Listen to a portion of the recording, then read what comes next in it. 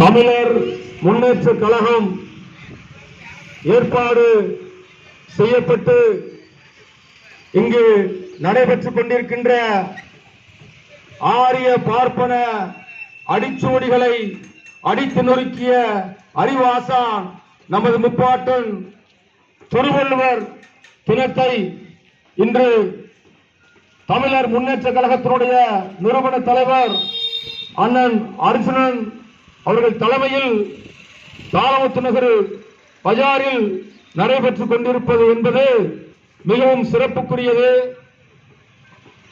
அவரவர் கட்சிகளுடைய தலைவர்களுடைய பிறந்த நாளை கொண்டாடி வருகின்ற இந்த காலகட்டங்களில் தலைவர்களுக்கெல்லாம் தலைவராக விளங்கக்கூடிய அறிவாசான் திருவள்ளுவருடைய பிறந்த நாளை கொண்டாடுவது இதை விட மிக சிறப்பு என்னவாக இருக்கும் தோழர்களே, பொதுமக்களே.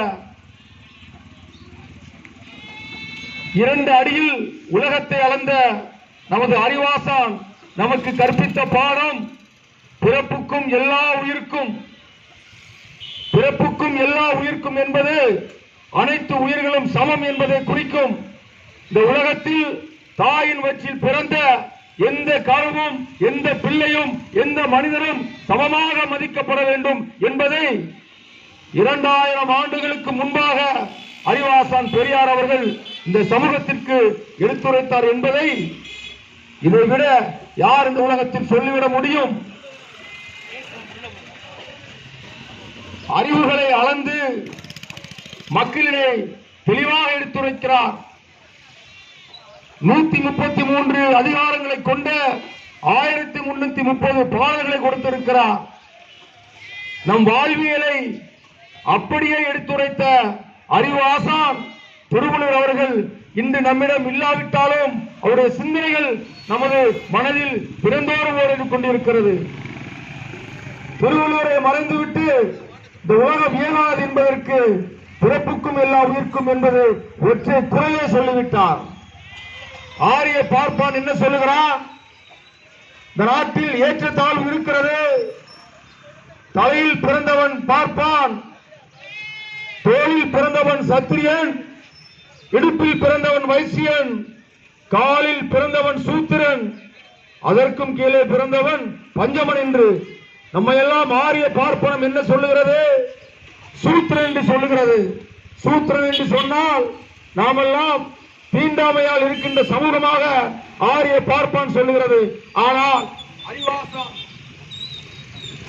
ஆனால் அறிவாசான் பிறப்புக்கும் எல்லா உயிர்க்கும் என்று 2000 வருடங்களுக்கு முன்பே நம்மை சமமாக்கி விட்டார். ஆரிய பார்ப்பான் நம்மை வந்து என்ன சொல்வது? நீ தீண்டாமையால் இருக்க என்று என்ன சொல்வது? அவன் யார்? சிந்து சமவெளி நாகரிகத்தின் மூலமாக இந்தியாவிற்கு நுழைந்த ஒரு ஆரிய பார்ப்பான் நம்மிடம் சொல்கிறேன் என்று சொன்னால் அதை முறியடிக்க வேண்டும். அதனால் தான் திருவள்ளுவருடைய பிறந்த நாளையும் கொண்டாடி கொண்டிருக்கிறோம். திருவள்ளுவர்களுக்கு RSS சங் பரிவார் கூட்டம் பாரதிய ஜனதா கட்சி காவி நிறத்தை பூசுகிறது. ஒரு காலமும் திருவள்ளுவர்கள் காவி நிறத்தோடு என்றுமே இருந்ததில்லை.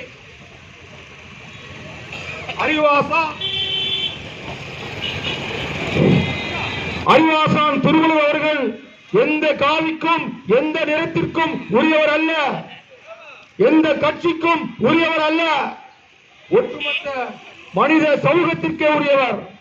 அதனால்தான் உலகம் தோன்றுவதற்கு முன்பே அறிவாசான் பிறந்திருந்தால் இந்த உலகம் இன்னும் சமமாக மதிக்கப்பட்டிருக்கும்.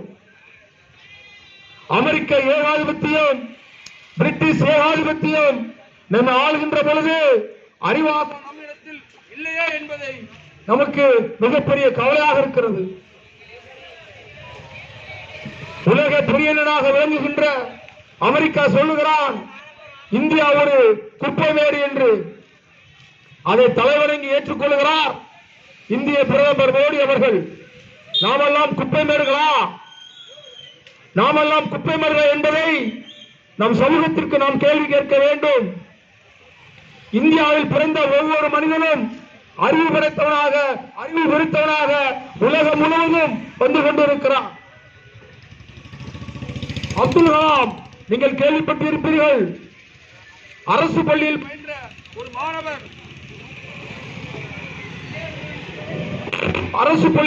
ஒரு மாணவர், அப்துல் கலாம் அவர்கள் இந்தியாவுடைய ஜனாதிபதியாக விளங்குகிறார் என்று சொன்னால் நாம் குப்பை